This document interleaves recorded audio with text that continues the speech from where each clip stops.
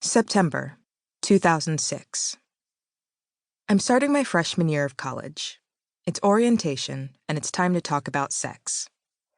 We file into a dark auditorium to watch Sex on a Saturday Night, a meant-to-be educational skit that will show us how it all works here, in the fresh wilderness of dorms and parties and our new set of peers. The loud buzz of chatter dies down as the curtain goes up.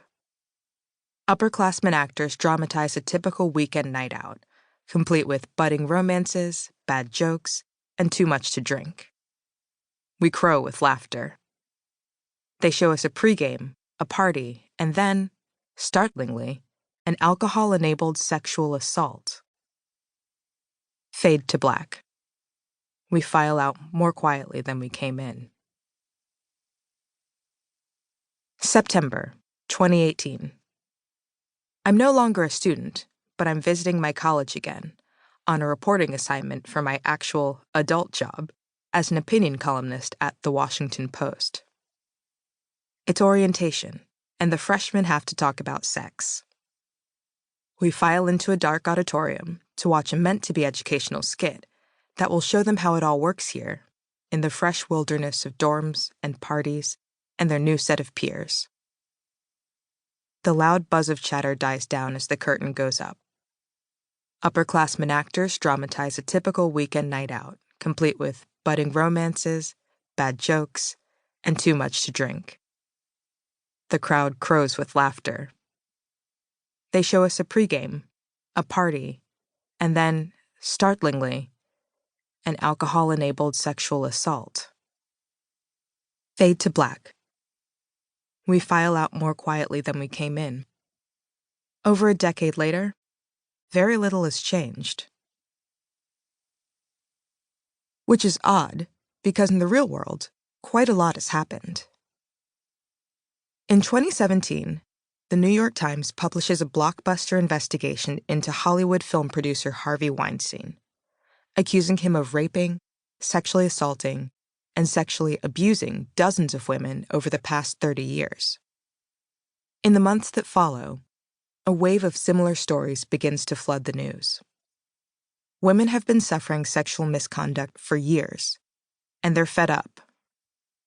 Women are saying "Me Too," and people believe them. No one can look away. It feels like a reckoning may be taking place. But the problem is not as simple or as obvious as bosses locking their underlings into hotel rooms. Just a few months after the wave of highly public firings, The New Yorker publishes Cat Person, a short story about two characters. Margot, a 20-year-old college student, and Robert, a man in his mid-30s, who go on a single bad date. Told in the third person, but from Margot's perspective, it takes the reader through her thought processes as she realizes that she doesn't want to have sex with Robert, but, for a variety of reasons, does so anyway.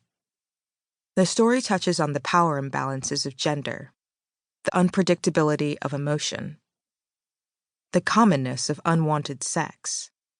Yet Margot's experience is not seen as particularly disastrous. It's more banal than anything else.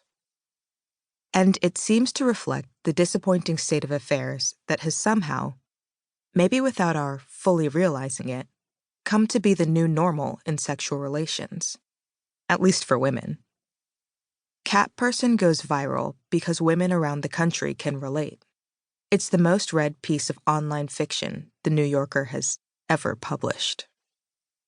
And that piece of literary fiction is followed just a month later by its nonfiction mirror image on the website babe.net. I went on a date with Aziz Ansari, reads the headline. It turned into the worst night of my life.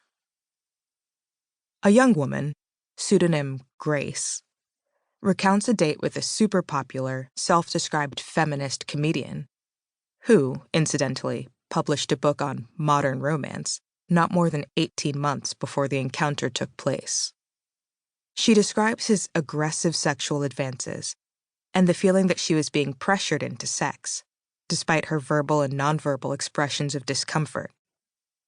In the end, she goes along with it and eventually leaves in tears, feeling violated by Ansari's grotesque behavior.